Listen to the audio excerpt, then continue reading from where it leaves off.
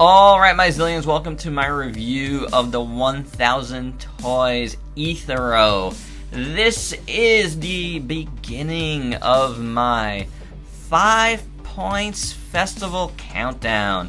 The 5 Points Festival is this weekend here in Brooklyn. It is a kind of like a indie toy show, vinyl toys, all that, art toys, designer toys, I should say.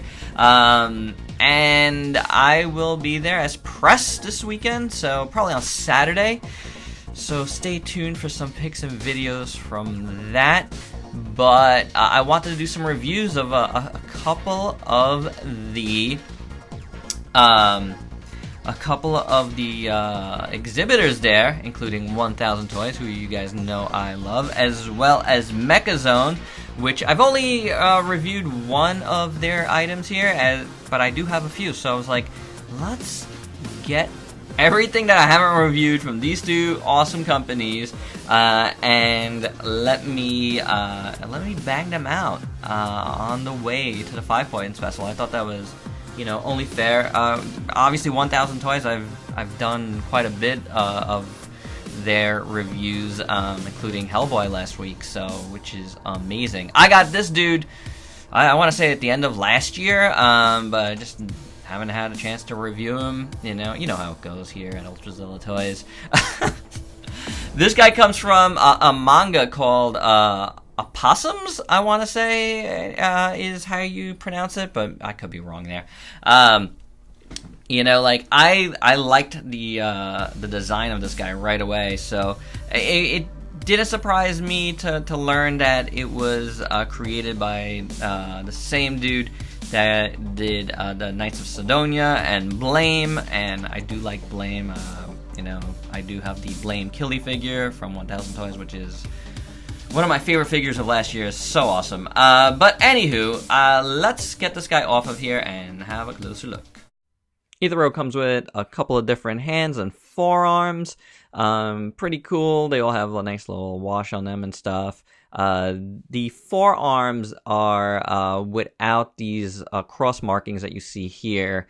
The cross markings, I don't know what they are for, but one has them and one does not. I have not read enough of the manga to know, but the sculpts are nice on them. Definitely, you got the little wash on the inside, and then you got a couple of hands. You got fist hands, as well as some more like open, like kind of shaking hands. I don't know, whatever he's doing. And then on him here, as you see, you have some more splayed out hands, and he's got a gun hand. We got this very handy stand, as you saw him on, which is good because his feet, the way they're sculpted, do not allow for too much free posability. The arm is pretty cool. It's just plastic, but done in black, which is a nice look, and it's got little grips up top. That's pretty good. And this part you could take off and pop it on any side of this, which is nice. There's a clear plastic over it. So all in all, it gives like a nice look. I do dig it. Pretty cool. It works, it's functional, and you really need it for this release. Alright, so let's take a look at this guy more fully. And this is actually the third time I'm kind of doing this. I am voicing over my second recording of this because I've had some audio trouble with the mic on my camera. The mic that I use for my camera. I don't know if it's the mic or if it's the camera picking it up. I don't know. There's some trouble going on, but, we'll see how it goes. I've already started recording another video, and that's going better. So, I don't know. Hopefully everything is a-okay, but we can voice over right now. This guy does look really cool. He's a really nice translation of the manga. I really, really dig what the designers here at 1000 Toys did. It looks like that manga translated nicely. He's got really nice proportions. I like how he's skinny, but he's got this really cool bug-like, armor on. Here you see that gun hand I was talking about in the accessories, which looks really, really nice. It just kind of protrudes out of his arm very organically. Well, I would imagine it's very organic. from what I've skimmed in the comic. That's what it looks like, and it looks really powerful in the comic as well, which is cool. It's a nice sculpt as well, and it's got some nice little paint on it on the edges and at the end there. You got that white paint. It's kind of like a grayish paint. You see the X's there as well on both sides of the gauntlets. Looks really good. I like the X's more. That's why I'm keeping it on myself. So, because it just, overall, it gives it a nice look at the, this like kind of gray going down the sides and stuff. Against the white and the red, which is kind of like has like really glossy parts, and then the more bug parts, it's a little more matte. I dig it. It's also, not symmetrical, which is awesome. As you can see, like various pieces of armor are done differently. His head sculpt is really nice. It's also not symmetrical. It doesn't have an eye. That's due to something going on in the comic as far as what is happening to him. But as you can see here, like the armor is not symmetrical. Like there's like bits and pieces of it's all thrown together, kind of like this review is right now. Here you see the glossy boots, which are pretty nice. I do dig them. Really, really nice there. But then you got the more bug-like looks. You got the wings here, which look great. There's a nice texture on the wings, which is cool. It's sculpted on both sides, which is really nice. And you got the little wash on the inside. You got the striping on there. The back looks great. The bug-like armor, which is cool. He's got this really awesome like skeletal look to it, which just kind of goes with that frame disease thing going on in the comic, which is interesting. I do want to sit down and read it. It is really interesting and nice. He also has like dorsal fin-like going up and down his back, little spikies, which looks cool, and goes up his head. I like that. I think that really works.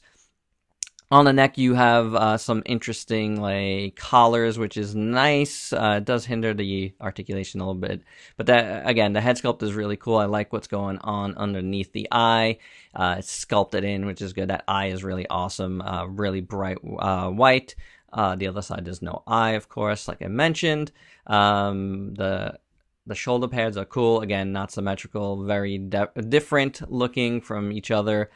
I like that. I think it just works overall for this guy. Just gives a very unique look, and that's really what attracts me to this design. Not only as a figure collector, but as an artist as well. I love doing character design. And all over, it's really cool. The feet have a dual, like, smooth and more bug-like, which is what unfortunately makes him not stand well. It is what it is, but the standing portion of it could be better. You can get him to stand, but you gotta work him. But there you go. There, I got him to stand here. So there you have it. Overall, a really, really nice look for Itharo here. Articulation on Itharo here. Head is on a ball joint. You are hindered by both this neck piece here and his head spikes back there.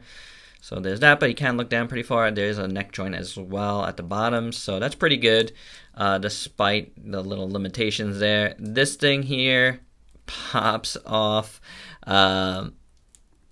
which is annoying, but it's on a ball joint, so it does move a little bit. This side as well can move.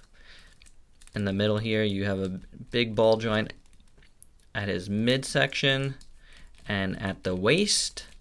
So pretty good range of motion there. You have a butterfly joint at the shoulder, as well as a hinge swivel within, so you get decent range of motion.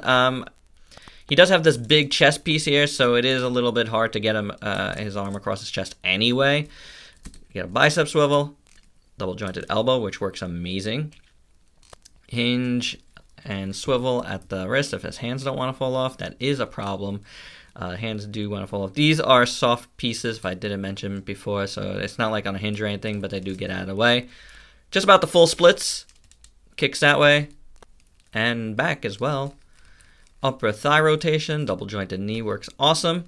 And then at the foot, it is on a ball joint, so you get decent range of motion, and the foot moves in the middle. It has a little foot hinge there, so pretty good articulation for this guy. A little hindered in a couple of spots, but overall not bad. If it wasn't for the weird feet, you would be able to get him in some really awesome poses, but you could still get him to look really cool with the stand and stuff. And if you, you know, want to mess around with him for quite a bit, trying to pose him, but he's going to do that a lot. For your size comparisons, let's start off with some 1000 Toys figures with Blame here. Killy from Blame, the recently reviewed Hellboy. Won't fit on screen Iron Giant. Here's Aethra with MJ, Spidey, infamous Iron Man, Lord Zed, and I feel like they could be from the same series here. Mechazone Explorer, and Crash Bandicoot. My final thoughts, this is a very interesting figure. Aesthetically is super awesome, it looks fantastic. But he does have some weird, like, you know, things pop off of him a little bit too easy. As you saw a few times here, the hands, shoulder piece popped off a little bit. It wasn't the easiest thing to get back in. So you do have to watch out for that stuff a little bit. The fact that it is very hard to pose without the stand. It bothers me a little bit, but again, you gotta understand it. You know, they went with the creator's work, which is good. You know, it's very good to do that. But otherwise, he's awesome. He really is. I really like this figure. It just has such a nice look to it. It just feels so different that it just works. So there you go, guys. That is my review. Hope you dug it. Please like, comment, subscribe, and share. Check me out on Facebook and Instagram. Buy me a coffee on Coffee. Till next time. Peace out, peeps.